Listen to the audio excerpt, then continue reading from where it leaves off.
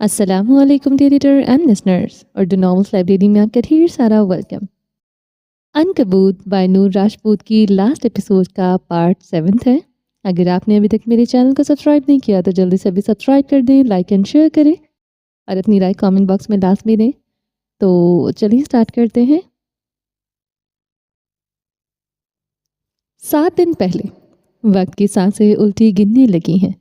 یہ وہ لمحہ ہے جہاں کہانی اپنی موت سے پیچھے کی طرف چلنے لگتی ہے، جہاں ہر منظر ایک راز کا پرزہ بن کر گرنے والا ہے۔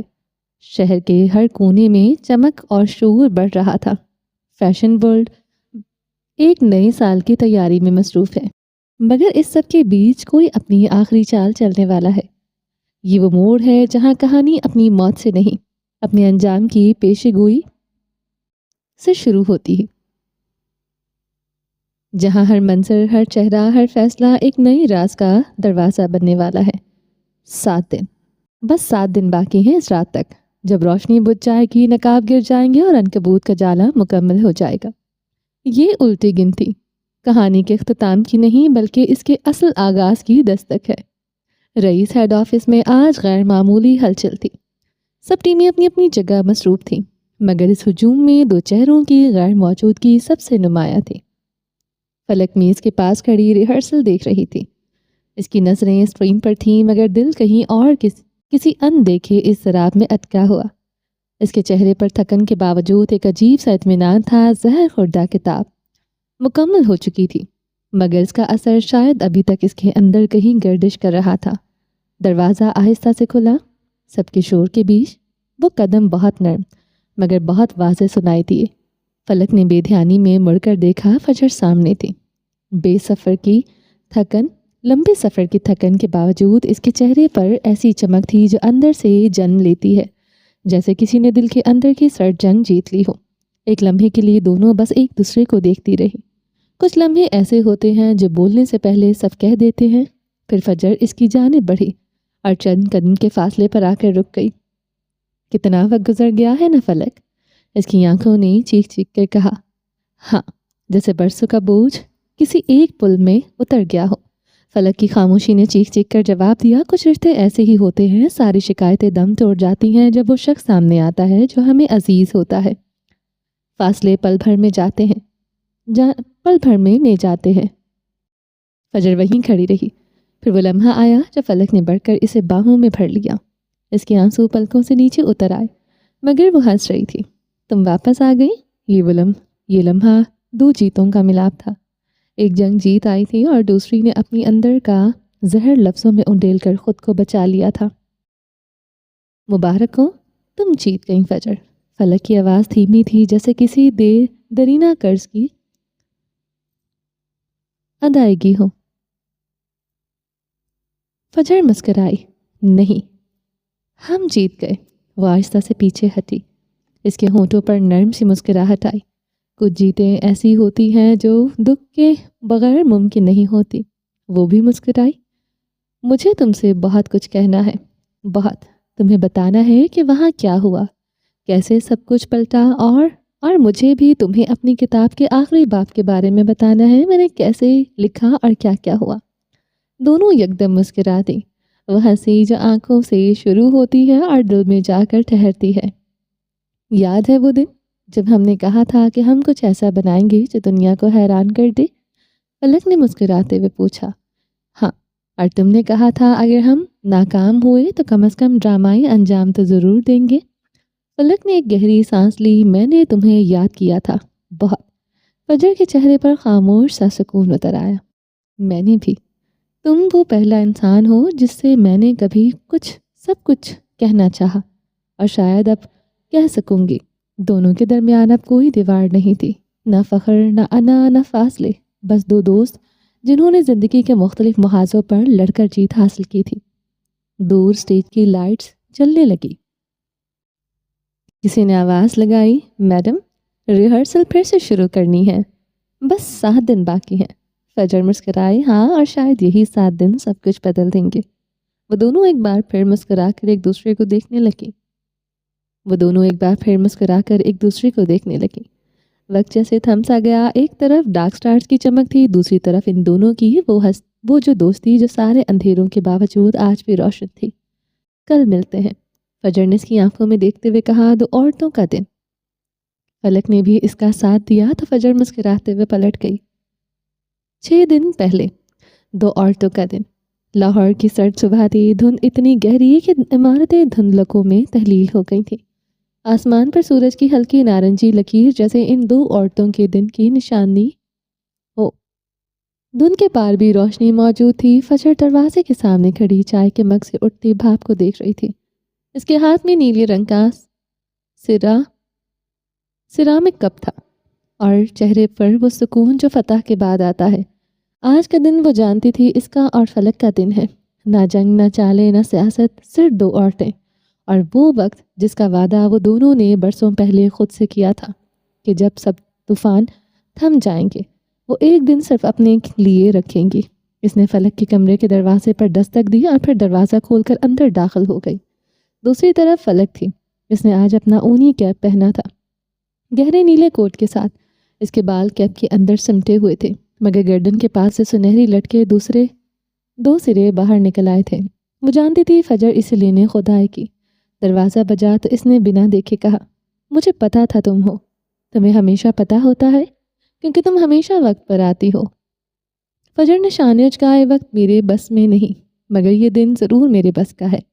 اس نے ایک آخری نظر فلک کی تیاری پر ڈالی، 2-4 گھونٹ چائے کے لیے، اور یوں وہ دونوں نکل پڑی، بوٹس کی چاپ، کوٹوں کی خوشبو، اور ایک دن جس کا ہر لمحہ اس کے سانسوں میں قید ہونے والا تھا۔ سب سے پہلے وہ دونوں مینار فیشنز پہنچی تھی۔ دسمبر کی دھند فضا میں تیر رہی تھی، سڑکوں کے کنارے درختوں کے پتے چاندنی کی طرح چمک رہے تھے اور سانسوں سے اٹھتا بھاپ کا دھواں فضا میں تحلیل ہو رہا تھا۔ فجر نے اپنی اونی کوٹ کا کالر ٹھیک کیا، سیاہ چمڑے کے بوٹ، بالوں کا اونچا جوڑا اور گہرے برگنڈی رنگ کی لپسٹک۔ فلک کے لباس میں سادگی تھی مگر ایک الگ ہی شان، نیلے رنگ کا لانگ کوٹ اور سیاہ اونی کیپ اور ہلکی گلابی لپسٹک۔ ایک لمحے کو لگتا تھا جیسے دونوں ایک ہی عکس کی 2 پرتیں ہوں، مختلف مگر مکمل۔ دروازے کے سامنے پہنچ کر فجر لمحہ بھر کو رک گئی۔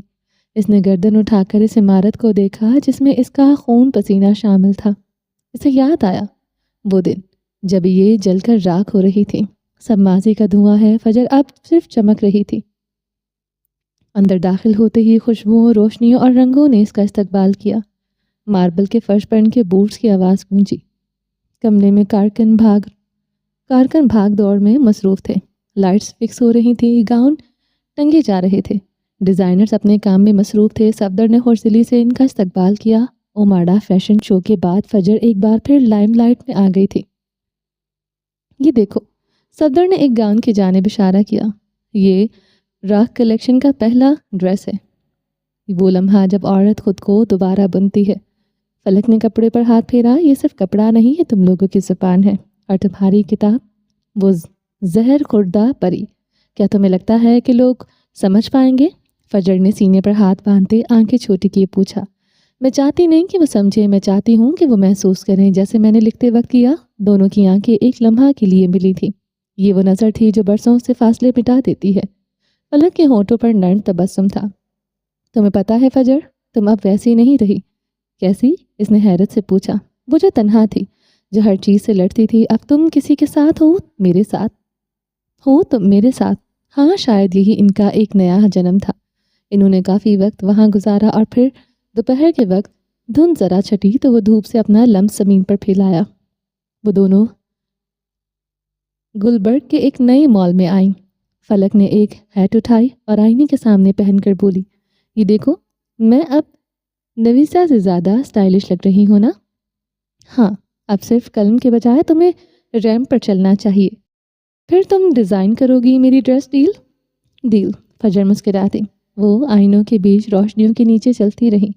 ایک دکان میں خوشبوئیں آزمائیں، دوسری میں رنگین کوٹس۔ کبھی فجر نے فلک کے بال ٹھیک کیے، کبھی فلک نے فجر کے گال پر لپسٹک کا نشان صاف کیا۔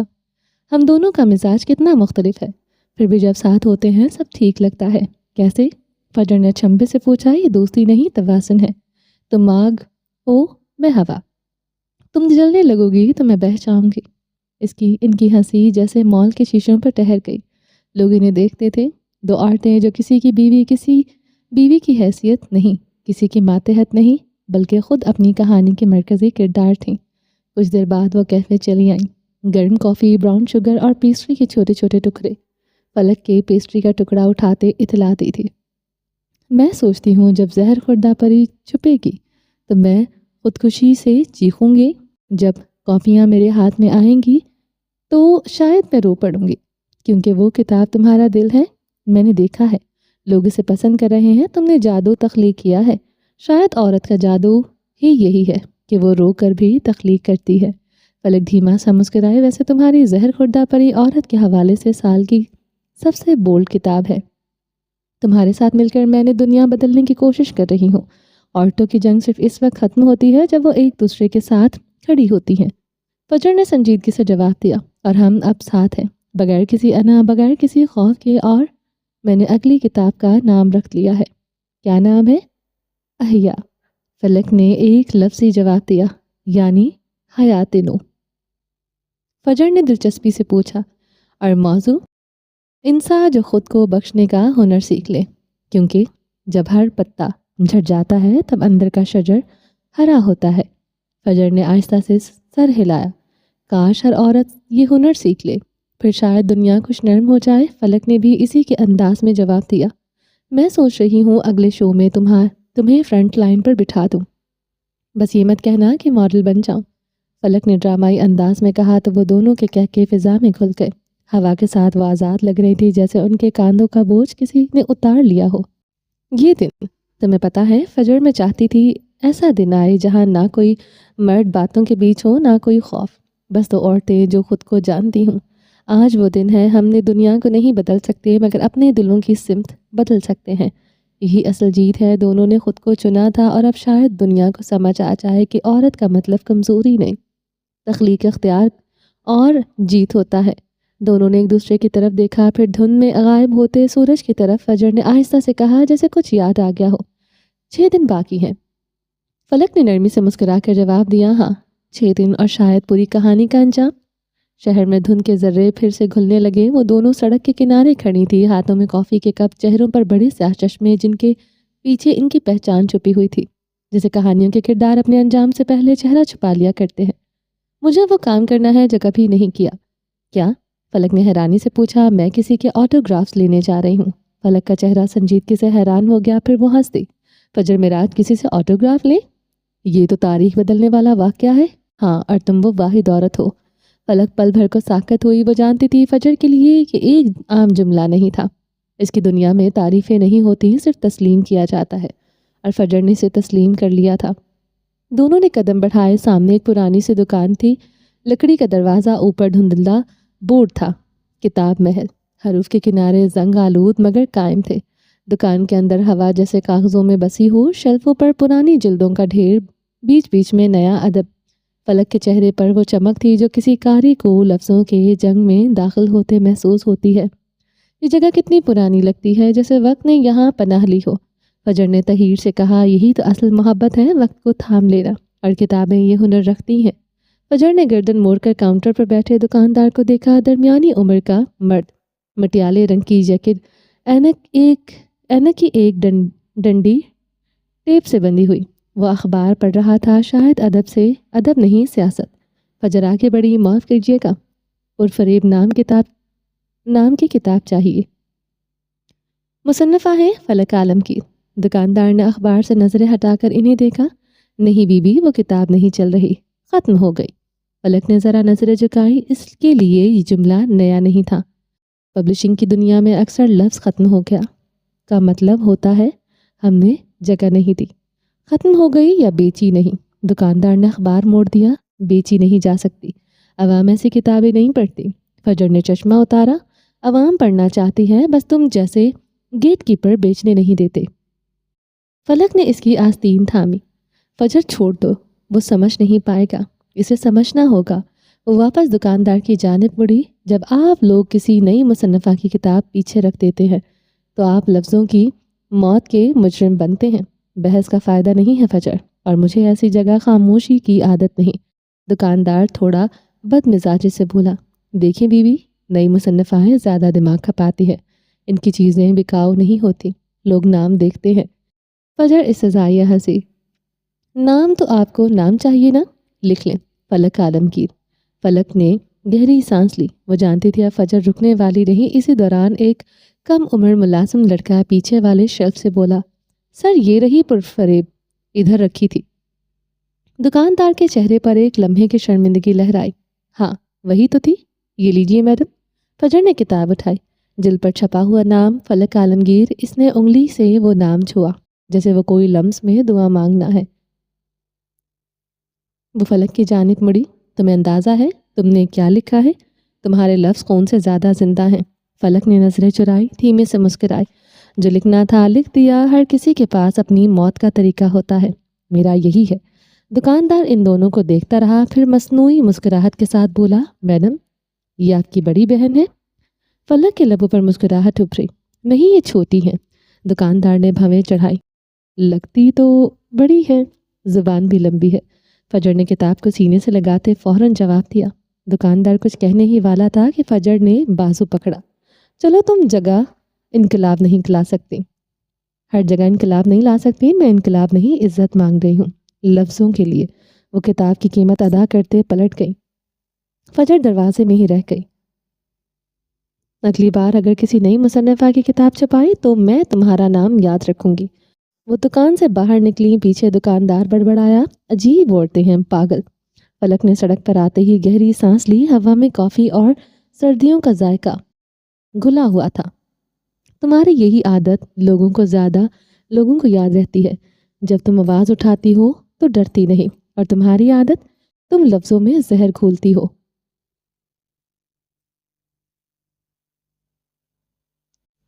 مگر وہ کسی کے لیے دوا بن جاتا ہے۔ فلک نے نرمی سے جواب دیا، میں تو بس زخموں کو لکھتی ہوں، تم ان سے جنگ لڑتی ہو، فرق یہ ہے کہ میں چھپ جاتی ہوں، تم سامنے آ جاتی ہو۔ فجر نے بیگ کھولا، پین نکالا، سائن کرو اس پر فلک عالمگیر۔ فلک نے مسکراتے ہوئے قلم تھام لیا، ایسے کون آٹوگراف مانگتا ہے محترمہ؟ پھر کتاب کھول کر پہلے صفحے پر لکھا، لفظ کبھی نہیں مرتے، بس پڑھنے والے بدل جاتے ہیں، فلک عالمگیر۔ اس کی ہر کتاب کا انتصاب یہی تھا، محبت کے نام۔ فجر نے صفحے کو دیکھا یوں جیسے کوئی تاج چھو رہا ہو، پھر آہستہ سے بولی، یہ آٹوگراف نہیں، تمہاری بقا کی مہر ہے۔ فلک بس مسکرا دی، اور تم میری پہلی آٹوگراف ہو۔ اب جب کبھی لفظوں سے محبت کم لگے گی میں یہ نکال کر پڑھوں گی۔ دونوں چل پڑیں، کتاب اب فجر کے ہاتھ میں تھی۔ فلک کے دل میں ایک سکون تھا، اور لاہور کی فضا، سرد فضا میں دو عورتوں کے قدموں کی چاپ سنائی دیتی تھی، جو لفظوں سے زیادہ گہری تھی۔ ان کے قدموں کے نیچے گرے پتوں کی چرچراہٹ جیسے اعلان کر رہی تھی، اور جب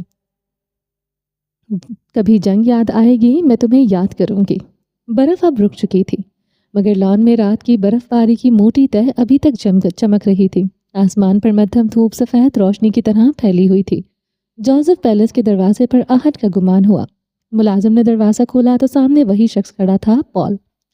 کل کی سرد رات کی اذیت جیسے ابھی بھی اس کے چہرے پر درج تھے، مگر آنکھوں میں ہار نہیں تھی۔ مسٹر جوزف گھر پر ہے؟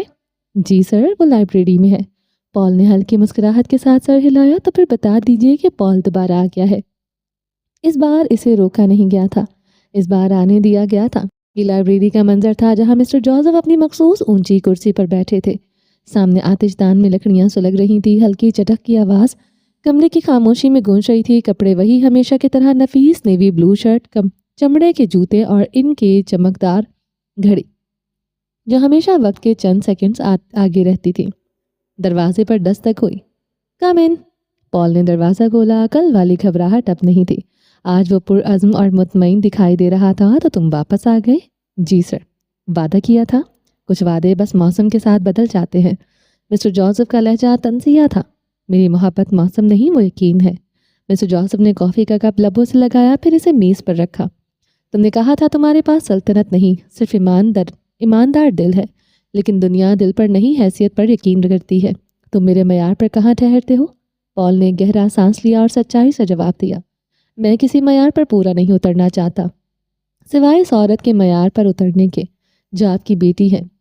جوزف نے چند لمحے تک اسے خاموشی سے دیکھا، پھر آہستگی سے کہا، تمہیں پتہ ہے پال، میں نے اپنی زندگی میں صرف ایک چیز کبھی ہلکے میں نہیں لی، اور وہ ہے فیصلہ، اور جب میں فیصلہ کر لیتا ہوں تو پھر واپس نہیں مڑتا۔ پال نے ہلکی سی مسکراہٹ کے ساتھ جواب دیا، میں فیصلے نہیں بدلنے آیا ہے سر، میں بس یہ چاہتا ہوں کہ آپ کے فیصلے میں سچائی کی ایک اور پرت شامل ہو۔ نسا کی جوزف کے چہرے پر پہلی بار ہلکی سی لرزش آئی۔ انہوں نے ایک لمحہ رک کر ملازم کو آواز دی، نسا کو بلا دو۔ چند منٹوں بعد لائبریری کے دروازے سے وہ داخل ہوئی، سفید رنگ کے گرم شال میں لپٹی، چہرے پر پرسکون مگر آنکھوں میں بے چینی سی تھی۔ اس کے قدم آہستہ مگر پر اعتماد تھے۔ پال نے اسے دیکھا اور جیسے لمحہ بھر کو سانس روک لی، مسٹر جوزف نے اسے ایک جانب بیٹھنے کا اشارہ کیا۔ وہ خاموشی سے کرسی پر ٹک گئی۔ اس کی ایک جانب پال کھڑا تھا، جبکہ دوسری جانب مسٹر جوزف۔ یہ شخص کہتا ہے کہ یہ تم سے محبت کرتا ہے، تمہارا کیا کہنا ہے؟ نسا نے چند لمحے خاموشی اختیار کی، پھر دھیرے سے بولی، محبت کبھی کہیں نہیں جاتی ڈیڈ، محسوس کی جاتی ہے۔ اور جو شخص کئی گھنٹے رات برف میں بیٹھا رہا، وہ محبت نہیں شاید ایمان لے کر آیا تھا، مگر آخری فیصلہ آپ کا ہوگا۔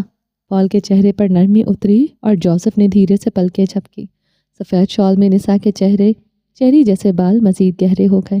تم جانتی ہو نسا، یہ پیلس تمہارا گھر ہے، یہ دیواریں، یہ نام، یہ سب تمہارا حصہ ہے۔ کیا تم یہ سب چھوڑ کر جانا چاہتی ہو؟ نسا نے گود میں اپنے ہاتھوں کی انگلیوں کو آپس میں پیوست کیا۔ اگر آپ چاہیں تو وہ یہاں رہ سکتا ہے۔ پال نے فوراً قدم آگے بڑھایا، اگر یہی آپ کی شرط ہے تو میں یہیں رہوں گا۔ مجھے کسی محلے سے مسئلہ نہیں، کسی محل سے مسئلہ نہیں، بس یہ شرط ہے کہ اس محل کے دروازے ہمارے درمیان دیوار نہ بنے۔ تم جوزف پیلس میں رہنا چاہتے ہو؟ مسٹر جوزف نے بھویں سے کہہ کر پوچھا۔ کیوں نہیں؟ پال نے مسکرا کر کہا، اگر محبت یہاں قید ہے تو میں خوشی سے قیدی بن جاؤں گا۔ میں بھاگنے نہیں آیا، بس اس خاندان کا حصہ بننے آیا ہوں جس کا مان نسا ہے۔ نسا نے سر اٹھا کر اسے دیکھا، کیا وہ واقعی اسے اتنا مان دیتا تھا؟ مسٹر جوزف کے چہرے پر اب بھی وہی پرانی خاموشی تھی، مگر اس کے پیچھے کچھ پگھلتا جا رہا تھا۔ تمہیں اندازہ بھی ہے یہاں رہنا آسان نہیں ہوگا، یہ گھر اصولوں پر چلتا ہے، یہاں ہر سانس ذمہ داری کے ساتھ لی جاتی ہے۔ پال نے نرمی سے جواب دیا تھا، مجھے اصولوں سے ڈر نہیں لگتا، میں انہی اصولوں میں رہ کر نسا کو خوش دیکھنا چاہتا ہوں۔ آپ کا اصول اگر عزت ہے تو میرا اصول محبت ہے، اور میں وعدہ کرتا ہوں ان دونوں میں کبھی ٹکراؤ نہیں آنے دوں گا۔ لائبریری میں خاموشی چھا گئی، چولہے کی آگ کی روشنی تینوں کے چہرے پر پڑ رہی تھی، جوزف کی سختی، نسا کی نرمی اور پال کی ضد۔ آخرکار مسٹر جوزف نے گہری سانس بھری، نسا تم جاؤ، مجھے پال سے کچھ ڈسکس کرنا ہے۔ نسا نے اپنے باپ کی طرف دیکھا، پھر پال کی طرف۔ اس کے لبوں پر ہلکی سی مسکراہٹ تھی، جیسے خاموشی شکر گزاری کا اشارہ۔ وہ چلی گئی، مگر جاتے جاتے اس کی نظریں صاف کہہ رہی تھیں، میں تمہارے ساتھ ہوں۔ مسٹر جوزف نے کھڑکی کے پار لان کی برف کی طرف دیکھا۔ میں نے اپنی بیٹی کو اس دنیا کے طوفانوں سے بچانے کے لیے ان دیواروں میں قید رکھا۔ میں نے لوگوں کو بھروسے کے نام پر ٹوٹتے دیکھا ہے۔ میں نہیں چاہتا کہ نسا دوبارہ کبھی وہ سب سہے، اور میں چاہتا ہوں کہ وہ ان دیواروں کے اندر قید نہ ہو۔ میں اسے بچانے نہیں آیا، میں بس اس کے ساتھ چلنے آیا ہوں۔ آپ نے اگر اسے محفوظ رکھا ہے تو میں اسے آزاد سانس دینا چاہتا ہوں۔ جوزف کے چہرے پر پہلی بار مسکراہٹ کی مدھم سی رمق ابھری۔ تم فلسفے اچھے بول لیتے ہو، اور شاید اسی لیے آپ سننے کے باوجود انکار نہیں کر پاتے۔ سر، پال نے مسکرا کر جواب دیا، تم جس ڈریکولا کے بارے میں سنتے رہے ہو، اس سے ڈرنا چاہیے۔ ڈریکولا اندھیروں میں رہتا ہے اور میں روشنی کا بندہ ہوں۔ جب تک نسا کی آنکھوں میں روشنی ہے، مجھے کسی اندھیرے سے خوف نہیں۔ مسٹر جوزف نے دھیرے سے پلٹ کر اس کی طرف دیکھا، تمہیں اندازہ ہے تم نے ابھی جوزف پیلس کو چیلنج کر دیا ہے۔ پال نے سنجیدگی سے جواب دیا، میں کبھی جنگ لڑنے نہیں آیا، میں تو صلح کرنے آیا ہوں۔ اگر آپ مجھے یہ موقع دیں تو میں اس پیلس کو گھر بنا دوں گا۔ گہری خاموشی چھائی اور پھر مسٹر جوزف نے اسے جانے کا کہہ دیا۔ پال لائبریری سے نکل کر نیچے آیا تو نسا سیڑھیوں کے قریب کھڑی تھی۔ اس نے پلٹ کر دیکھا، دونوں کی نظریں ملی اور نسا کے لبوں پر ایک پرسکون مسکراہٹ تھی۔ ڈیڈ مان گئے؟ نہیں، مگر دل مان گیا ہے، اس نے دھیرے سے جواب دیا، تو پھر برف پگھل جائے گی۔ پال نے مسکرا کر بڑی کھڑکی سے باہر آسمان کی طرف دیکھا، برف اب ٹھنڈی نہیں لگتی۔ اوپر لائبریری کی کھڑکی میں مسٹر جوزف کھڑے تھے، ان کی آنکھوں میں وہی سرد نیلا رنگ تھا، مگر اس بار ان آنکھوں میں ایک نرم سی چمک تھی۔ شاید یہ پیلس اب واقعی ایک گھر بننے جا رہا تھا۔ برف کے آخری گالے فضا میں بکھر رہے تھے اور جوزف پیلس کی ہوا پہلی بار گرم محسوس ہونے لگی تھی۔ 5 दिन पहले टीवी स्क्रीन पर सुनहरी हरूफ उभरे। टीवी शो आलमी रोशनी, मेज़बान मरान डाकरस। दुनिया भर में नशर होने वाला ये शो आज लाहौर के एक आलीशान स्टूडियो में बराह रास्त दिखाया जा रहा था। ये पहला मौका था कि प्रोग्राम की टीम सिर्फ एक शख्स का इंटरव्यू लेने पाकिस्तान आई थी और वो शख्स रईस था। इसकी ज़िंदगी पर लिखी गई किताब इस साल दुनिया की सबसे ज़्यादा फ़रोख्त होने वाली बायोग्राफी बन चुकी थी। स्टेज की रोशनियों में नीले और स्याह रंग का इम्तिजाज कुछ ऐसा था जैसे रात खुद अपने सितारे निछावर कर रही हो। एक लंबा बड़ा हॉल और वहाँ बैठे सैकड़ों लोग बेताब नजर आते थे। मिरांडा क्रॉस, दुनिया के मशहूर एंकर, मगर अपनी मखसूस संजीदगी मुस्कुराहट के साथ बोली, आज हम एक ऐसी शख्सियत से मुलाकात करने जा रहे हैं जिसके बारे में कहा जाता है कि वो खामोशी से सल्तनतें तामीर करता है। तारुफ की फहरिस्त लंबी होती गई। इसके पास वो सारा डेटा भी था जो बायोग्राफी में मौजूद नहीं था और वो अब भूली जा रही थी। लोग सुन रहे थे और फिर जब इसका सांस फूलने लगा तो इसने मुस्कुरा कर कहा, ख़वातीन व हज़रात, ये है रईस औरंगज़ेब। रोशनियों का रुख दरवाजे की सिमत मुड़ा। कैमरे ने जूम किया और स्क्रीन पर नमूदार हुआ वो चेहरा जिसे देखने के लिए हॉल में मौजूद हर शख्स उठ खड़ा हुआ।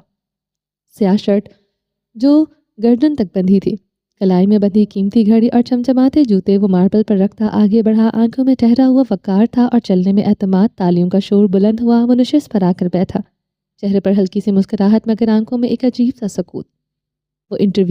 ये इंटरव्यू इसकी गैर मौजूदगी में फलक ने फाइनल कर दिया था और इसे आना पड़ा था। गुफ्तगू का आगाज़ हुआ। रईस साहब खुशामदीद। सबसे पहले मुबारकबाद, आपकी किताब ने दुनिया भर के रिकॉर्ड तोड़ दिए हैं। शुक्रिया, लेकिन इसमें ज़्यादा कमाल मुसन्निफ़ का है। वो मुस्कुराया। सलीके से जमे बाल इस वक्त भले लग रहे थे, लेकिन आप अब महज एक नाम नहीं रहे, एक अलामत है। शोहरत, ताकत, असर। क्या आपको शोहरत पसंद है? एक दिलचस्प सवाल था।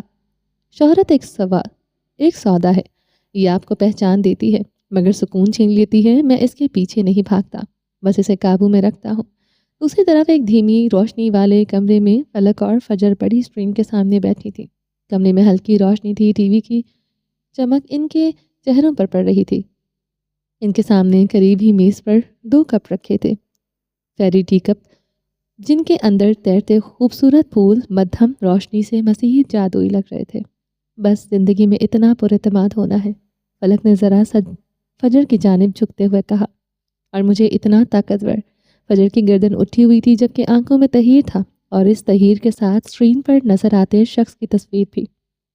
कहा जाता है कि आपने अपनी सल्तनत सिफर से शुरू की। टेक्सटाइल, मीडिया, इमारत, फैशन और फिर बेशुमार हीरे। आखिर वो क्या जज्बा है जो आपको इतना आगे बढ़ाता है? नुकसान, रईस ने इत्मीनान से जवाब दिया। हर वो शख्स जो कुछ अजीम बनाता है पहले कुछ अनमोल खो चुका होता है। मैंने ये सब किसी लालच में नहीं, किसी कमी को भरने के लिए बनाया है। कमी किस चीज़ की? मिरांडा ने संजीदगी से पूछा। हॉल में बैठी अवाम तजस्सुस भरी निगाहों से दम साधे जवाब सुनने को तैयार थी। खौफ। जवाब ने हॉल में एक लहसट लहर दौड़ा थी। इस खौफ की कमी जो किसी मामूली शख्स को होती है। जब इंसान सब कुछ खो देता है तो इसके अंदर एक ख़तरनाक सुकून सा पैदा हो जाता है। ये सल्तनत हर वो दरवाज़ा बंद करने की कोशिश है जिससे कोई नुकसान मेरे करीब आ सकता है। मैंने ये सब बका के लिए नहीं बल्कि लाजवाल बका के लिए बनाया है। कैमरा रईस के चेहरे पर जूम हुआ। हॉल में मुकम्मल खामोशी छा गई। फजर ने रिमोट मजबूती से पकड़ लिया। तुम्हें कुछ समझ आया?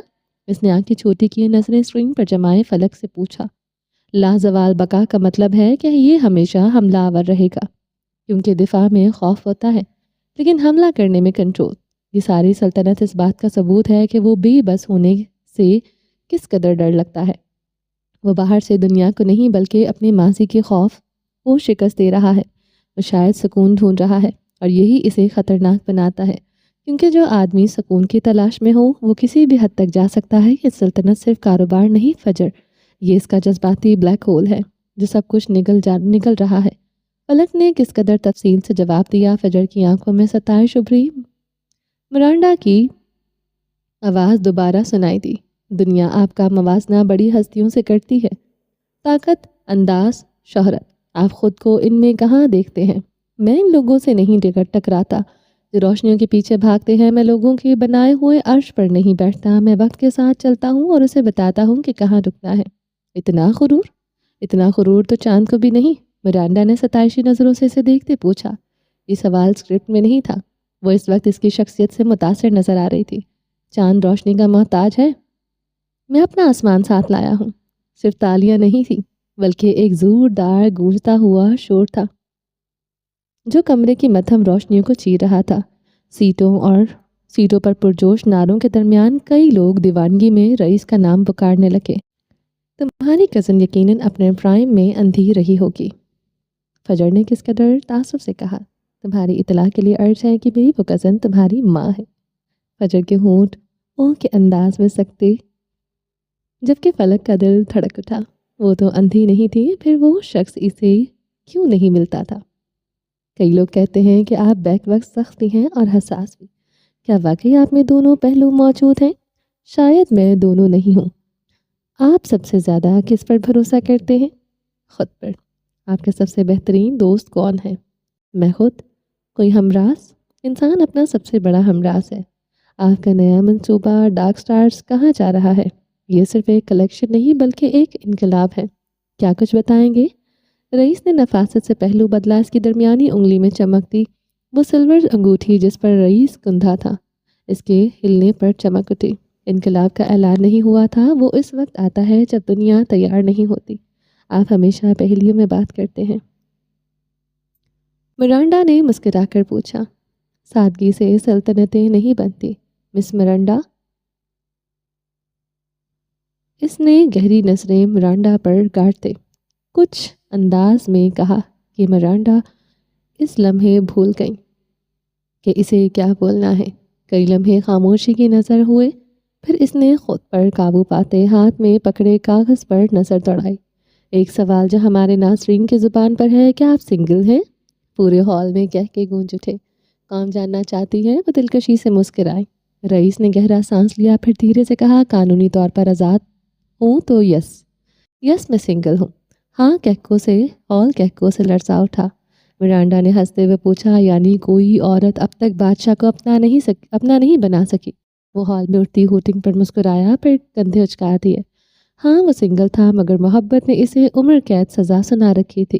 انٹرویو کے دوران ایک وقفہ آ گیا، پھر اگلا سیگمنٹ شروع ہوا۔ اور وہ کیا ہے جو آپ کو راتوں کو جگائے رکھتا ہے؟ یہ خیال کہ میں حکومت کے لیے بنا ہوں۔ پروگرام کے اختتام پر مرانڈا نے کیمرے کی جانب رخ کیا اور گویا ہوئی، آپ نے ابھی اس انسان کو دیکھا جس نے اپنے زخموں سے ایک سلطنت کھڑی کی ہو۔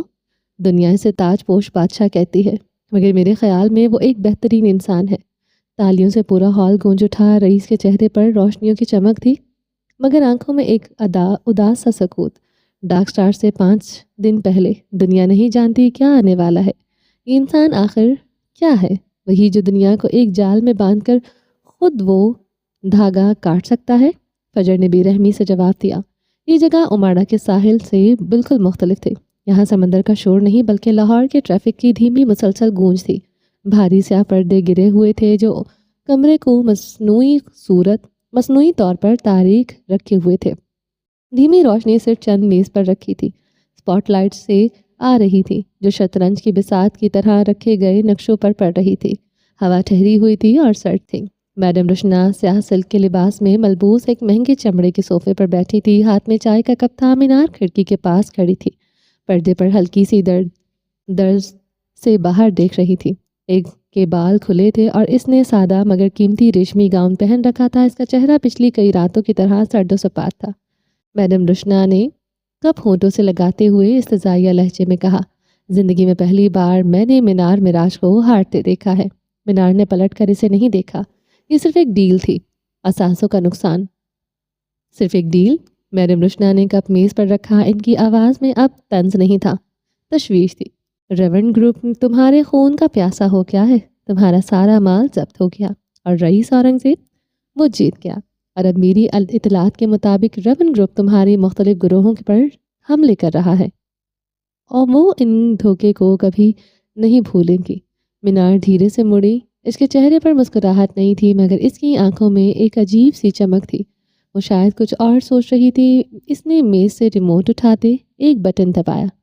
سامنے کی دیوار ایک بہت بڑی اسکرین میں بدل گئی۔ اسکرین پر کوئن ڈیک 1 کی خفیہ فوٹیج چلنے لگی۔ فجر کی آواز ابھری، نام جان لینا کافی نہیں ہوتا کراس، بعض نام زہر ہوتے ہیں۔ میڈم روشنا اس منظر کو غور سے دیکھ رہی تھی۔ انہوں نے فجر کی چال ڈھال، اس کے لہجے کا سیٹ پن اور اس کی آنکھوں میں وہی مینار والی وحشت دیکھی۔ وہ متاثر ہوئے بغیر نہ رہ سکی۔ ماننا پڑے گا، فجر نے کیا خوب کھیلا ہے۔ ایکٹنگ نہیں، وہ تم بن گئی تھی۔ مینار نے اسکرین پر اپنی ہم شکل کو دیکھا، اپنی ہی ہم شکل بیٹی کو۔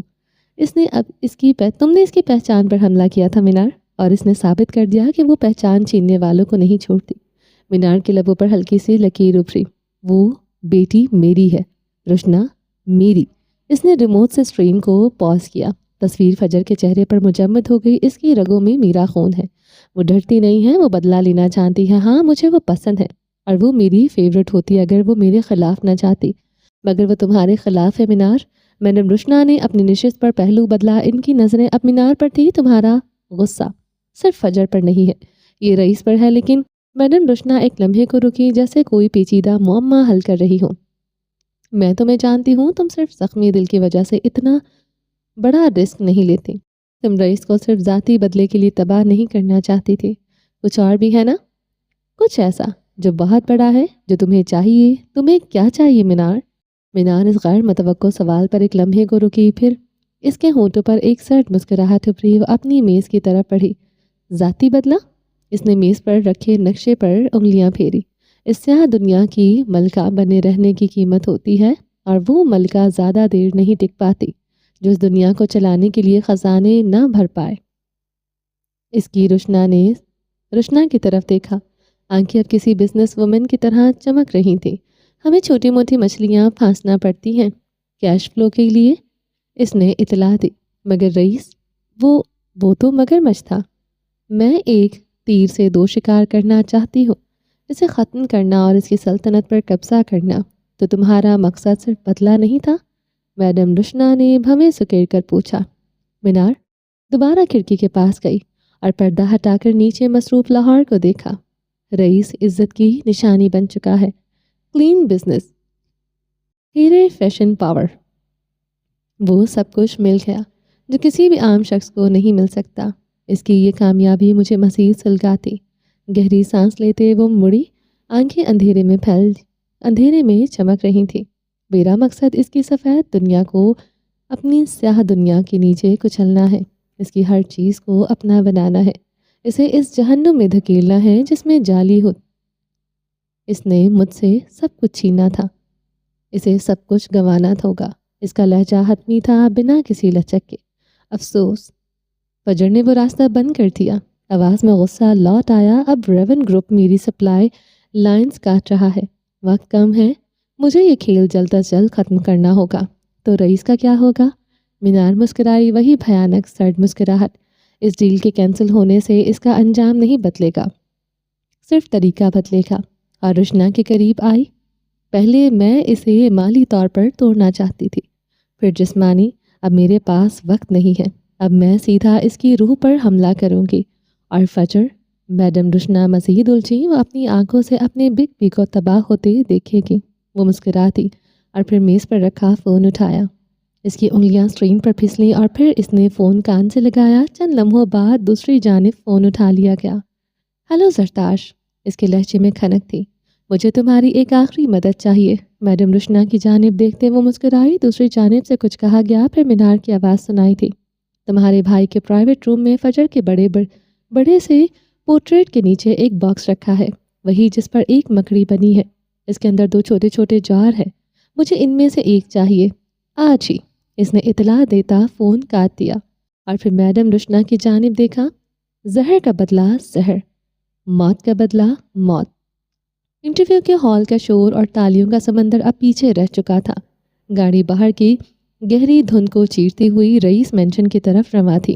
گاڑی کا عقبی نشست پر رئیس اور مراد بیٹھے تھے، مگر ماحول میں غیر معمولی خاموشی تھی۔ رئیس خلاف توقع خاموش تھا، اس کا سر سیٹ کے ساتھ ٹکا ہوا تھا، آنکھیں باہر سڑک پر جمی تھی، مگر نظریں کہیں اور تھی، ایک اور فتح کی بجائے۔ ایک تھکا ہوا سپاہی لگ رہا تھا۔ مراد نے ہلکا پھلکا تبصرہ کرتے ہوئے ماحول کو معمول لانے کی کوشش کی۔ آج تو مرانڈا کا ریکارڈ ٹوٹ گیا۔ وہ ہال کو سنبھال نہیں پا رہی تھی، خاص طور پر اس چاند اور تاریک آسمان والے جواب کے بعد۔ کیا انرجی تھی رئیس مارکیٹ میں۔ آج تمہارے حسس نہیں، تمہاری ذات ٹرینڈ کر رہی ہے۔ رئیس نے کوئی جواب نہیں دیا، بس ہلکے سے سر کو حرکت دی۔ مراد نے بات جاری رکھی۔ اب وہ سنجیدہ کاروبار کی طرف آیا۔ بہرحال ڈارک سٹارز کی لانچ کے لیے 4 دن ہیں۔ میں نے تمام پریس ریلیز کو حتمی شکل دے دی ہے۔ تمہارے انقلاب کا اعلان نہیں ہوتا والے بیان نے تجسس کو آسمان پر پہنچا دیا ہے۔ صرف ایک چیز، مجھے کل ہی یہ یقینی بنانا ہوگا کہ کوئی بھی ڈیٹیل میڈیا تک نہ پہنچے۔ ضرورت نہیں ہے۔ رئیس کی آواز پہلی بار گونجی۔ وہ دھیمی اور بھاری تھی۔ جو کچھ لیک ہونا تھا وہ فلک نے پہلے ہی کنٹرول کر لیا تھا۔ اب صرف لانچ ہوگی۔ ٹھیک ہے۔ مراد نے اپنے بریف کیس کو دیکھا۔ تم نے بہت اچھا کیا۔ مجھے معلوم ہے تم یہاں نہیں آنا چاہتے تھے، لیکن اس انٹرویو نے 6 مہینے کا پبلسٹی پلان 1 گھنٹے میں پورا کر دیا۔ اب تم آرام کرو۔ جیسے ہی گاڑی مینشن کے قریب پہنچی، مراد کا فون بج اٹھا۔ اسکرین پر فیملی کا نام چمک رہا تھا۔ مراد نے معذرت خواہانہ انداز میں رئیس کی طرف دیکھا، پھر فون ریسیو کر کے کان سے لگایا۔ ہیلو۔ دوسری طرف سے سنائی دینے والے الفاظ نے مراد کے چہرے کا رنگ یکدم اڑا دیا۔ اس کی آنکھوں میں پریشانی اور خوف کا امتزاج تھا۔ کیا؟ کب؟ کیسے؟ کس ہسپتال؟ اس کی آواز اچانک بلند ہوئی۔ وہ پریشان ہو چکا تھا۔ اس نے گھبراہٹ سے آنکھیں بند کی، جیسے صورتحال کو ہضم کر رہا ہو۔ ٹھیک ہے، میں آ رہا ہوں۔ فوراً فون بند کر دیا۔ کیا سب ٹھیک ہے؟ رئیس نے متوجہ ہوتے ہوئے پوچھا۔ اس کی خاموشی ایک دم ٹوٹی تھی۔ مراد نے اپنے بال پیچھے کیے، پریشانی اس کے چہرے پر عیاں تھی۔ آصفہ کی بیٹی ٹھیک نہیں ہے، اس نے گھبراتے ہوئے کہا۔ وہ میڈ کو بے ہوش ملی ہے، ڈاکٹر معائنہ کر رہی ہے۔ مجھے جانا ہوگا۔ آصفہ اس کی 3 نمبر والی بیوی تھی، جو اسے بے حد محبوب تھی۔ کیا میں ساتھ چلوں؟ اس نے پیشکش کی۔ نہیں، میں جا رہا ہوں۔ مراد نے جلدی سے نفی کی۔ تم ریسٹ کرو، آج کا دن کافی لمبا تھا۔ گاڑی مینشن کے بڑے گیٹ پر رکی۔ مراد نے جلدی سے دروازہ کھولا اور باہر نکل گیا۔ صبح بات ہوگی، اس نے کہا اور تقریباً بھاگتا ہوا اپنی دوسری گاڑی کی طرف بڑھا جو اس کا انتظار کر رہی تھی۔ گاڑی کے ٹائروں کی ہلکی سے چرچراہٹ رئیس مینشن کے وسیع و عریض دھند میں لپٹے پورچ میں گونج کر خاموش ہو گئی۔ مراد کے جانے کے بعد گاڑی میں ایک ناقابل بیان سناٹا تھا۔ وہ سناٹا جو انٹرویو ہال کی تالیوں اور نعروں کا مکمل تضاد تھا۔ وہ گاڑی سے باہر نکلا۔ لاہور کی رات گہری دھند کی چادر اوڑھے ہوئے تھی۔ وہ سفید محل جو دن میں طاقت اور عظمت کی علامت تھا، اس وقت دھند میں ایک بھوت بنگلے کی طرح پراسرار اور تنہا لگ رہا تھا۔ ٹھنڈی ہوا اس کے سلیقے سے جمے بالوں سے ٹکرائی۔ اس نے گردن پیچھے گرائی اور اپنے محل کو دیکھا۔ لبوں سے گہرا سانس خارج ہوا جو ٹھنڈ میں بھاپ بن کر فضا میں تخلیل ہو گیا۔ آج خلاف معمول مینشن میں ایک مردہ خاموشی تھی۔ نہ کوئی ملازم، نہ کوئی آہٹ۔ وہ سنگی مرمر کے فرش پر قدم رکھتا بھاری دروازہ کھول کر اندر داخل ہوا۔ اندر کا ہال باہر سے بھی زیادہ خاموش اور سرد تھا۔ اس کے قدموں کی مضبوط چاپ اس بوجھل خاموشی کو تو کاٹتی ہوئی راہداریوں میں گونج رہی تھی۔ وہ سیڑھیاں چڑھ کر اوپر آیا۔ اس کا رخ اپنی پرائیویٹ ونگ اپنے کمرے کی جانب تھا۔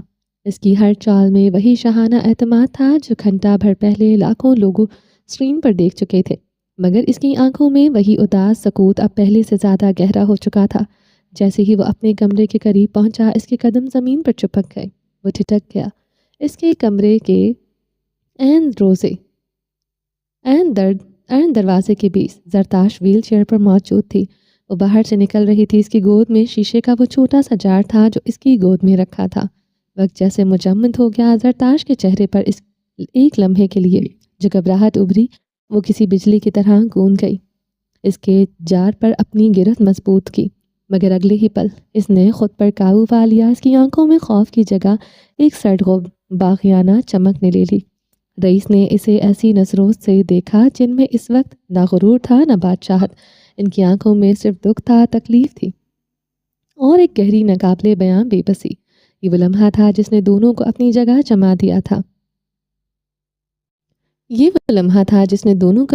جما دیا۔ وہ اسے دیکھ رہا تھا، اس کی چوری کو، اس کی ہمت کو اور اس کے اندر چھپے طوفان کو۔ پھر زرتاش نے ہمت کر کے اپنی گردن اٹھا لی۔ اس کی آواز کانپی مگر ٹوٹی نہیں۔ میں آپ سے نہیں ڈرتی اور نہ میں اپنے لیے اپنے کیے پر شرمندہ ہوں۔ اس نے اس چھوٹے سے جار کو اپنی مٹھی میں بھیجتے ہوئے کہا جیسے یہ جار نہیں اس کی زندگی کا آخری سہارا ہو۔ رئیس کے چہرے پر کرب کے تاثرات مزید گہرے ہوئے، اس کے جبڑے بھنج گئے۔ تم جانتی ہو زری؟ اس کی آواز جو ابھی ہال میں گونج رہی تھی اب گھٹی گھٹی اور تھکی ہوئی نکلی۔ تم جانتی ہو رئیس کے نزدیک دھوکے کی سزا کیا ہے؟ وہ قدم آگے دھڑتا ہوا اس کے قریب آیا۔ اس کی قربت میں خطرہ تھا مگر زرتاش کی آنکھیں نہیں چپکائیں، اور پھر وہ بادشاہ جو وقت کو روکنے کا دعویٰ کرتا تھا ایک گھٹنا موڑتے ہوئے اپنی معذور بہن کی ویل چیئر کے سامنے بیٹھ گیا۔ سے آنکھیں زرتاش کی بھوری آنکھوں سے ٹکرائی۔ ان سے آنکھوں میں آج کوئی حکم نہیں تھا، صرف ایک سوال تھا۔ سرخ و گلابی رنگت والی زرتاش کی ریڑھ کی ہڈی میں ایک سرد لہر دوڑ گئی، مگر وہ خود پر قابو پا گئی۔ جانتی ہوں، ہاں جانتی ہوں۔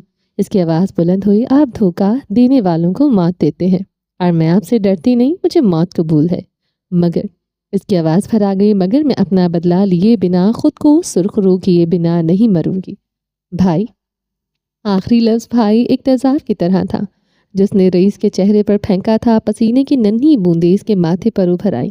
رئیس کے ہونٹ سختی سے بھنج گئے۔ اس کی آنکھوں میں تکلیف کی لہر اٹھی جسے وہ دنیا سے چھپاتا تھا۔ شاید یہی وقت تھا سچائی کے سامنے آنے کا۔ اسے خاموش دیکھ کر وہ زرتاش کے اندر ضبط کے سارے بندھن ٹوٹ گئے۔ اس کی آواز بھرائی ہوئی تھی، آنکھوں میں آنسو نہیں چنگاریاں تھیں۔ اس پوری دنیا میں اس نے جار کو سینے لگایا۔ صرف ایک شخص تھا جو میرے اس معذور وجود کو اپنانا چاہتا تھا۔ بھری دنیا میں وہ ایک شخص تھا جو مجھ سے محبت کرتا تھا۔ میری بھری دنیا میں وہ ایک شخص تھا جو میرا سہارا تھا۔ اس کا لہجہ ٹوٹ رہا تھا۔ آپ نے اس کو مجھ سے چھین لیا۔ اس کی آواز میں اب درد نہیں زہر تھا۔ آپ نے ایسا کیوں کیا بھائی؟ رئیس نے ضبط کی انتہا پر پہنچ کر اپنی آنکھیں سختی سے میچ لی۔ وہ اس سوال کا سامنا نہیں کر سکتا تھا، وہ اس سچائی کو نہیں دیکھ سکتا تھا۔ وہ بنا جواب دیے اٹھ کھڑا ہوا۔ وہ وہاں سے پلٹ جانا چاہتا تھا، بھاگ جانا چاہتا تھا، مگر زرتاش اسے بھاگنے نہیں دیا۔ جواب دیں بھائی۔ اس کی چیخ سالوں کا جمع لاوا اس خاموش محل کی دیوار سے یوں ٹکرائی۔ رئیس کے قدم جو اٹھ چکے تھے وہیں جم گئے۔ کیا آپ کا دل نہیں کانپا اس شخص کو مارتے ہوئے جو آپ کا دوست تھا؟ آپ نے اسے اپنے فائدے کے لیے استعمال کیا اور پھر اس نے روح کو جلا دینے والے الفاظ ادا کیے۔ آپ قاتل ہیں۔ یہ چیخ نہیں تھی، یہ ایک فیصلہ تھا جو سنا دیا گیا تھا۔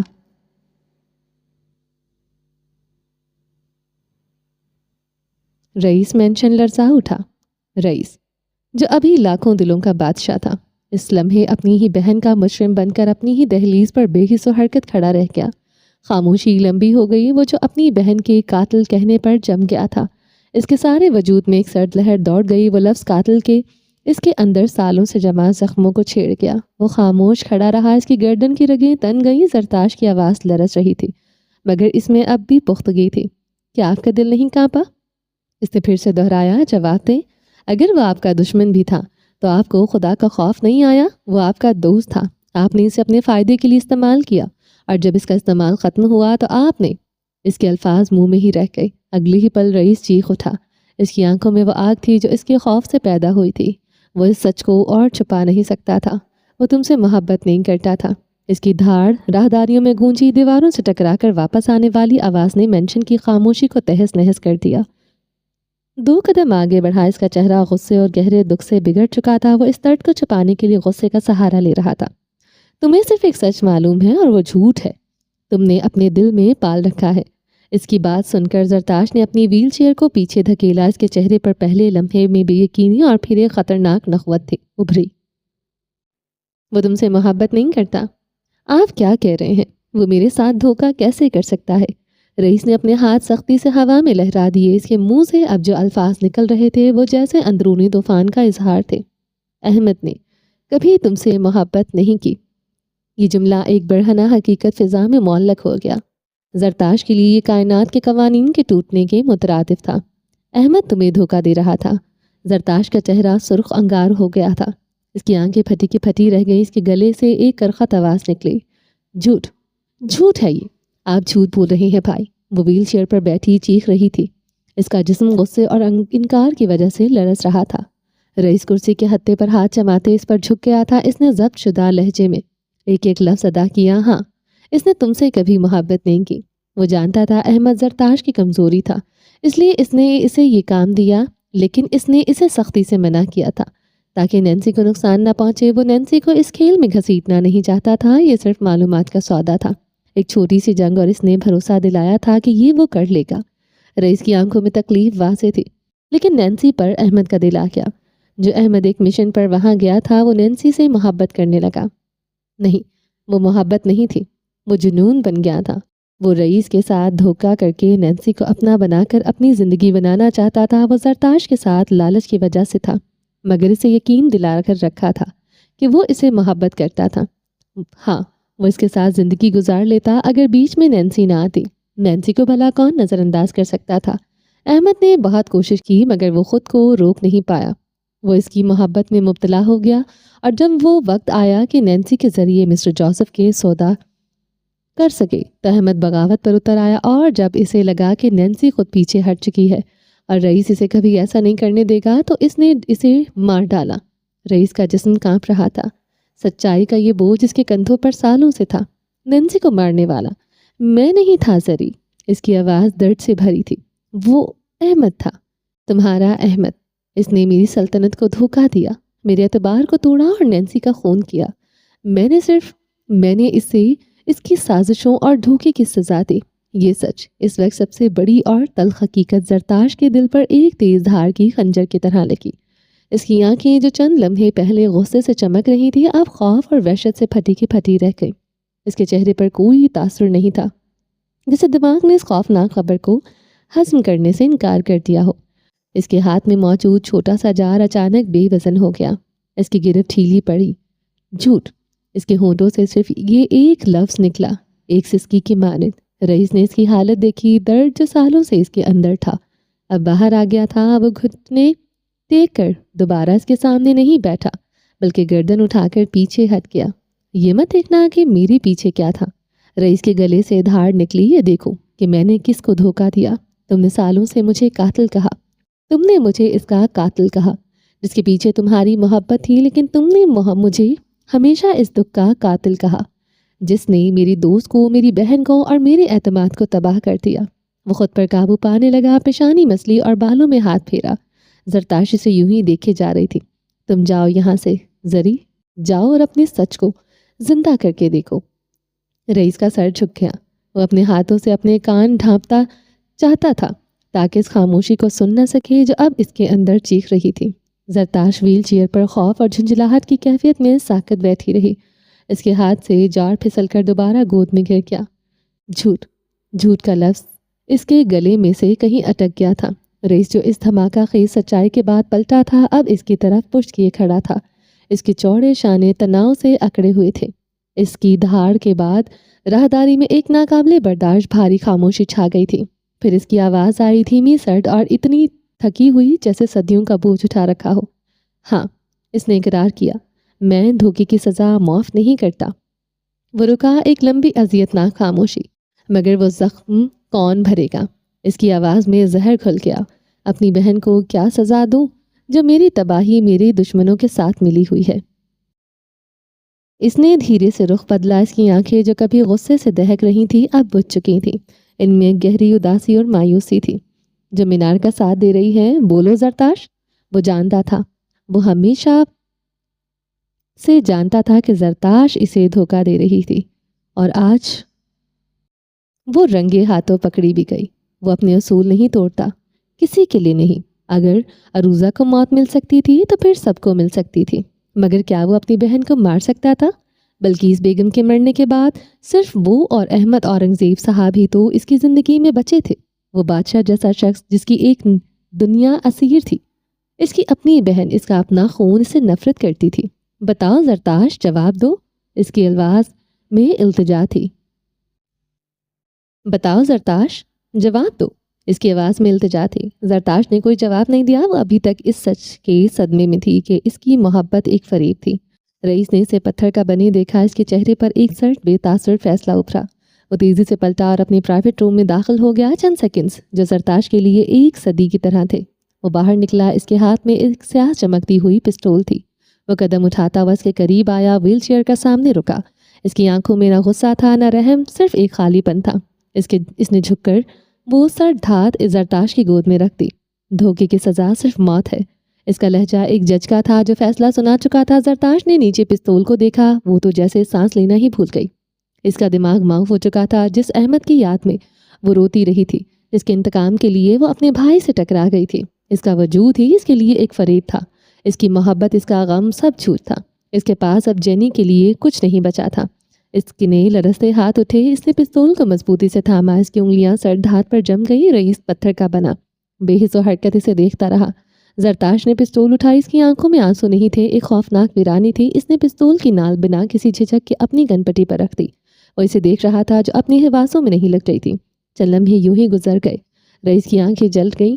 زرتاش کی انگلی ٹریگر کی جانب بڑھی۔ اس نے پہلے کہ وہ ٹریگر دباتی، رئیس بجلی کسی تیزی سے جھپٹا۔ اس نے وحشیانہ انداز میں اس کے ہاتھ سے پستول چھین لی۔ اس کی گرفت اتنی مضبوط تھی کہ زرتاش درد سے کراہ اٹھی۔ پستول چھین کر وہ سیدھا کھڑا ہو گیا اپنے خون کے لیے۔ اس نے آج پھر اپنا ایک اصول توڑ دیا تھا۔ اس کی آنکھیں ضبط کی شدت سے سرخ ہو رہی تھیں۔ گلے میں آنسو کا ایک گولا اٹکا ہوا تھا جسے وہ نگلنے کی کوشش کر رہا تھا۔ جیسے ہی پستول اس کے ہاتھ سے چھوٹی، زرتاش کے ضبط کا بندھن ٹوٹ گیا۔ وہ پھوٹ پھوٹ کر رو دی۔ یہ کسی عام عورت کا رونا نہیں تھا، یہ اس فنانس ہیڈ کا رونا تھا جس نے خود کو ضائع نہیں ہونے دیا تھا، مگر آج اس کا اندر کا سارا غم، سارا فریب، سارا درد باہر ابل پڑا تھا۔ وہ ویل چیئر پر آگے کو جھک گئی۔ اس کا جسم ہچکیوں سے لرز رہا تھا۔ احمد، وہ چیخی، مگر اس آواز میں محبت نہیں، صرف دھوکے کا کرب تھا۔ وہ بے طرح رو رہی تھی۔ رات کی اس گہری خاموشی میں اس کی کراہنے اور سسکیاں ابھرنے کی آوازیں اس کے خالی محل میں کسی آسیب کی طرح گونج رہی تھی۔ رئیس کئی لمحے وہیں کھڑا رہا۔ اس کے ہاتھ میں اب بھی پستول تھی۔ وہ اپنی بہن کو ٹوٹتے ہوئے دیکھ رہا تھا، اس سچ سے ٹوٹتے ہوئے جو اس نے خود بتایا تھا۔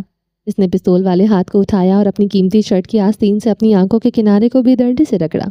پھر وہ شکستہ قدموں سے واپس پلٹ گیا، ایک بادشاہ کی طرح نہیں بلکہ ایک ہارے ہوئے جواری کی طرح، جب نہ سب کچھ داؤ پر لگا کر ہار گیا ہو۔ وہ اپنے کمرے میں چلا گیا اور دروازہ بند ہو گیا۔ زرتاش وہیں اس ٹھنڈے فرش پر ٹوٹے ہوئے مان کے قریب اپنی ٹوٹی ہوئی روح کے ساتھ اکیلی روتی رہ گئی۔ آج اتنے سالوں بعد اسے اپنی ماں شدت سے یاد آئی تھی۔ کچھ حقیقتیں بڑی تکلیف دہ ہوتی ہیں۔ رات ابھی باقی تھی۔ مراد عالم اس وقت اپنے عالیشان لاؤنج کے بیچ ایک دیوانے کی طرح تیز قدموں سے چکر کاٹ رہا تھا۔ اس کی ہر حرکت اسے خوشی اور بے صبری عیاں تھی۔ اس کے چہرے پر شکرانے اور خوشی کے شعاعیں پھوٹ رہی تھی۔ آنکھیں نم تھی مگر ان میں ایک نئی زندگی کی چمک تھی۔ وہ بار بار دروازے کی جانب دیکھتا جیسے کسی انمول مہمان کا انتظار ہو، اور اس لمحے پوری دنیا کا سب سے خوش قسمت انسان تھا۔ اور پھر کافی انتظار کے بعد دروازہ کھلا اور رئیس اندر داخل ہوا۔ اس کے چہرے پر ابھی بھی اذیت کا ہلکا سا سایہ تھا، مگر اس نے خود کو مکمل طور پر قابو میں رکھا تھا۔ مراد ایک لمحے کے لیے بھی رکا نہیں۔ وہ تیزی سے رئیس کی جانب بڑھا اور بنا کسی ہچکچاہٹ کے اسے اپنی باہوں میں بھر لیا۔ میں باپ بننے جا رہا ہوں رئیس۔ اس کی آواز شدت سے جذبات سے لرز رہی تھی، جیسے الفاظ اس کے گلے میں ٹوٹ رہے ہوں۔ اللہ نے مجھے زندگی کی سب سے بڑی خوشی دے دی ہے، یہ معجزہ ہے رئیس، معجزہ۔ رئیس نے خود پر سخت ضبط کیا تاکہ رات کا بوجھ اس لمحے کو تباہ نہ کر دے۔ اس نے مراد کی پشت پر مضبوطی سے ہاتھ رکھ کر کندھا تھپتھپایا۔ مبارک ہو گلوبن۔ رئیس کی آواز میں خلوص تھا۔ وہ جانتا تھا کہ 17 سال کی عمر سے ایک بچے کو اڈاپٹ کرنے کی خواہش رکھنے والے اس شخص کو اللہ نے سالوں بعد یہ انمول خوشخبری دی تھی۔ وہ مراد کی آنکھوں میں جھلکتی اس خوشی کو دیکھ کر اپنے دکھ کو بھولنے کی کوشش کرنے لگا۔ مراد پیچھے ہٹا، اس کی آنکھیں اب بھی چمک رہی تھی۔ مجھے سمجھ نہیں آ رہا کہ میں کیا کروں۔ وہ بچوں کی طرح بے چین تھا۔ وہ پوری دنیا میں اعلان کر دوں، کیا کروں؟ تمہیں کیا لگتا ہے پہلے کیا ہوگا؟ لڑکا ہوگا یا لڑکی؟ میں نے تو ابھی سے نام سوچنے شروع کر دیے ہیں۔ اسی دوران آسفا جو اب نسبتاً ٹھیک تھی دہلیز پر آ کر ہنسی۔ اس کے چہرے پر سکون اور نرمی تھی۔ میری خوشی میں انگنت کو تو تنگ مت کریں، میری خوشی میں ان کو تو تنگ مت کریں، اس نے مسکراتے ہوئے کہا۔ مراد اس کی آواز پر پلٹا اور پھر فوراً رئیس کی طرف اشارہ کیا۔ کیسے نہ تنگ کروں؟ وہ جوش سے بالا۔ یہ ہونے والے تایا جی ہیں، اب ان کی ذمہ داری ہے کہ وہ آفس سنبھالیں اور میں بچے کے لیے سوئنگ ڈیزائن کروں۔ رئیس جو رات کے واقعات کی وجہ سے کڑے ضبط سے گزر کر خود کو نارمل رکھنے کی کوشش کر رہا تھا، इस जुमले पर घूर कर रह गया। इसकी भवे तनगे ताया जी, इसने आवाज़ को कदरे सख्त किया। मुराद ने खवासत से कहकर लगाया, हाँ अगर तुम्हें ताया बनना नहीं पसंद तो चचा बन जाओ, मुझे कोई मसला नहीं। तुम्हारी जायदाद तो बहरहाल मेरे बच्चे की ही है, रिश्ते का क्या है। रईस के होंठ खिंच गए। इसका फितरी गुरूर एक लम्हे को उभरा। मैं सिर्फ बिग बी बन सकता हूँ, इसके अलावा मुझे कोई रिश्ता नहीं कबूल। इसने फैसला किन अंदाज में कहा। बिग बी एक ऐसा गैर सरकारी रिश्ता जो इसकी सल्तनत में सिर्फ इसकी अजमत और ताकत को जाहिर करता था, वो जैसे विलियम जोसेफ ने दी थी। ताया या चचा बनना इसके लिए बहुत मामूली था। जो इस जवाब पर मुराद ने निहायत बुरा मुंह बनाया, जैसे किसी बच्चे की ख्वाहिश को ठुकरा दिया गया हो। ऐसी हरकतों पर तुम्हें मैं मिठाई भी नहीं खिलाऊंगा। एक तो इतनी बड़ी खुशखबरी, ऊपर से इनका अपना नखरा। आसमा ने मुस्कुराहट के साथ सर हिलाया। वो वापस चली गई। इसी लम्हे मुलाजमा मिठाइयों का एक खूबसूरत ट्रे लेकर आई। वहाँ इसकी कोई ज़रूरत नहीं थी। वो पूरे रात बहस कर सकते थे। मुराद ने फ़ौरन एक लड्डू उठाकर रईस की तरफ बढ़ाया। चलो बिग बी, अब ये खाओ और मेरे बच्चे को डार्क स्टार से ज़्यादा बड़ा बनाओ। रईस ने जब्त करते मिठाई ले ली। मुराद की सादगी और खुशी इसके अंदर की सर्दी को पिघलाने लगी थी। दो साथी जो ज़िंदगी की सबसे बड़ी सच्चाइयों और सबसे बड़े दुखों से गुजर चुके थे, अब एक नई उम्मीद का जश्न मना रहे थे। बस मेरी दुआ है कि मेरा बच्चा तुम्हारी तरह न बने, जो रातों को जाकर दुनिया को खौफजदा करता है। मुराद ने हल्के से रईस का टोका दिया। रईस की आंखों में एक लम्हे के लिए गहरी मुस्कुराहट आई, जो इसकी सख्त शख्सियत के पीछे छुपी हुई थी। और मैं इसे सिखाऊंगा कि सल्तनतें कैसे बनाई जाती हैं, कैसे संभाली जाती हैं। वो मेरे नक्शे कदम पर चलेगा। वो तुम्हारा होकर भी तुम्हारा नहीं होगा। इसने सुकून से मिठाई मुंह में डालते मुराद का सुकून बर्बाद किया।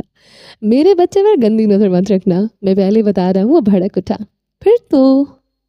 फिर कौन सी सुन्नतें पूरी करने के लिए मुझे यहाँ बुलाया है? अगर सबसे पहले मुझे इतला दे सकते हो तो एक मेरे जैसा बेटा भी पैदा कर लो। ये नामुमकिन है।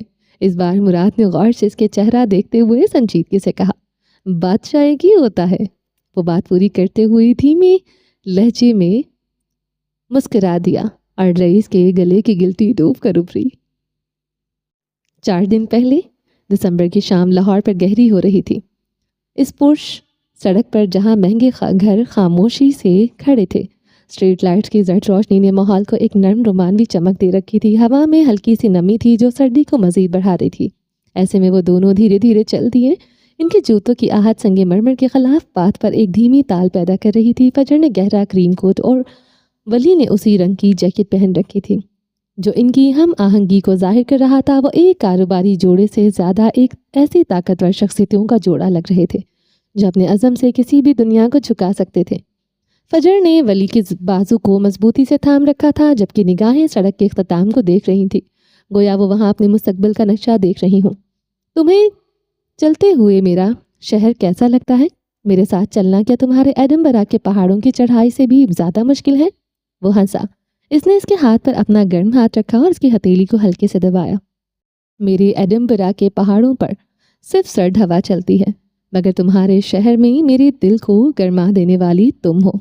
मेरे लिए तो ये फ्लैट वॉक है। हाँ, मगर एक छोटा सा मसला है जो मेरी रोमानवी रूह को तकलीफ देता है। इसने शरारत से फजर की तरफ झुका, जैसे कोई राज बता रहा हो। वो ये कि जब मैं तुम्हारे लिए चाय के साथ स्कॉटिश कुकीज़ का सोच रहा होता हूँ, तो तुम करोड़ों के बहस और लॉन्च प्लान पर सोच रही होती हो। क्या हम कुछ देर के लिए सिर्फ बीवी और शौहर बन सकते हैं? ये हमारी वेकेशन टाइम है। वो बेसाख्ता मुस्कुरा दी। नफ़ी में सर हिलाते इसे देखा। विलियम जोसेफ को शौक निगाहों से उसे ही देख रहा था। तुम हमेशा मुझे गैर ज़रूरी बातों पर हंसाने की कोशिश करते हो, लेकिन तुम्हारी ये बातें ही मुझे याद दिलाती हैं कि मेरे पास यहाँ इस शोर में भी कोई सच्चे सुकून वाला है। वली ने इसका हाथ थामे चलना जारी रखा। इसका लहजा अचानक गहरा और दिलकश हो गया। मेरे लिए ये शोर नहीं, सिर्फ एक पसे मंजर है, और मैं स्कॉटिश हूँ। मुझे पुराने किलों से लेकर नए ख्वाबों तक हर इस चीज़ से ज़्यादा प्यार है जो मजबूत हो, और तुम दुनिया की सबसे मजबूत और ख़ूबसूरत तख्लीक हो। वो रुक गया। सड़क पर एक लम्हे की मुकम्मल खामोशी छा गई। इसने फजर का हाथ छोड़ा और दोनों हाथों से इसके चेहरे को थामा, इसे अपनी आंखों में देखने पर मजबूर किया। तुम्हारी ताकत मेरी ताकत है। तुम्हारी हर मुश्किल मेरी मुश्किल बन जाती है। तुम मेरी बीवी सिर्फ बीवी नहीं हो, तुम हो वो महवर जिसके गिर्द मेरी पूरी दुनिया घूमती है। मुझे तुम पर फख्र है। फजर की आंखें नम हुईं जिसे वो पलक झपकते पीछे खिंच गई। इसकी ये कुर्बत इनके गहरे रिश्ते की गवाही थी। तुम हमेशा मुझे बहुत ज़्यादा एतमाद देते हो। मेरे फैसले, मेरा वजूद तुम्हारी वजह से मज़ीद ताकतवर हो जाता है। मैं ये जंग इसलिए जीतना चाहती हूँ ताकि तुम पर फ़ख्र कर सकूं। हम कर लेंगे। इसने गहरा सांस लिया। इसकी आंखों में एडनबरा की पहाड़ियों की तरह की मजबूती और साफ गोई थी। वो अपना हाथ फजर के कंधे पर ले आया। और जहाँ तक बात है तुम्हारे शहर की, तो ये शहर तुम्हारा है, ये जंग भी तुम्हारी है, और तुम्हारे साथ चलते हुए मैं तुम्हें यकीन दिलाता हूँ तुम्हारी किसी भी साजिश को नाकाम होने नहीं दिया जाएगा, क्योंकि इस बार तुम अकेली नहीं हो। तुम अपना रास्ता चुनो और मैं हमेशा की तरह वहाँ खड़ा हूँगा, तुम्हारे हर फैसले के सामने एक मजबूत दीवार बनकर। और तुम जानती हो तख्लीक हमेशा तबाही से बड़ी होती है। इसका लहजा मजबूत और फैसला कुन था। इसकी इस बात पर फजर के होठों पर एक फातिहाना मुस्कुराहट आई। इस लम्हे वो दोनों दिसंबर की धुन में चलते हुए दुनिया के किसी भी बादशाह के ज़्यादा ताकतवर लग रहे थे। अच्छा, अब काम की बात। जो औरत अपने शौहर को हर बात में हरा सकती है, वो अपने दुश्मनों को भी हरा सकती है। तुमने कहा कि असली बादशाह वो है जो जब मैं तुम्हारे साथ होता हूँ, और ये हमारी आखिरी मौका है कि हम अपने साथ तमाम तीर इकट्ठे कर लें। तीर इकट्ठे कर लिए हैं, आगे बताओ क्या करना है? फजर ने रुकते हुए सीने पर हाथ बांधे पूछा। करना क्या है? तीर चलाइए बेगम, कमान मैं संभालूंगा। इसके ड्रामाई जवाब पर वो एक बार फिर से हंस दी। चलें जी, बाकी का नेक्स्ट पार्ट में कंटिन्यू करेंगे। उम्मीद है आपको ये एपिसोड बहुत पसंद आ रही होगी। अगर आपने अभी तक मेरे चैनल को सब्सक्राइब नहीं किया तो सब्सक्राइब कर दें, लाइक एंड शेयर करें और अपनी राय कमेंट बॉक्स में लाजमी दें। चलें जी, अपना ढेर सारा ख्याल रखिएगा, दुआ में याद रखिएगा। मिलते हैं इसके बाद नेक्स्ट पार्ट में। तब तक के लिए अल्लाह हाफिज़।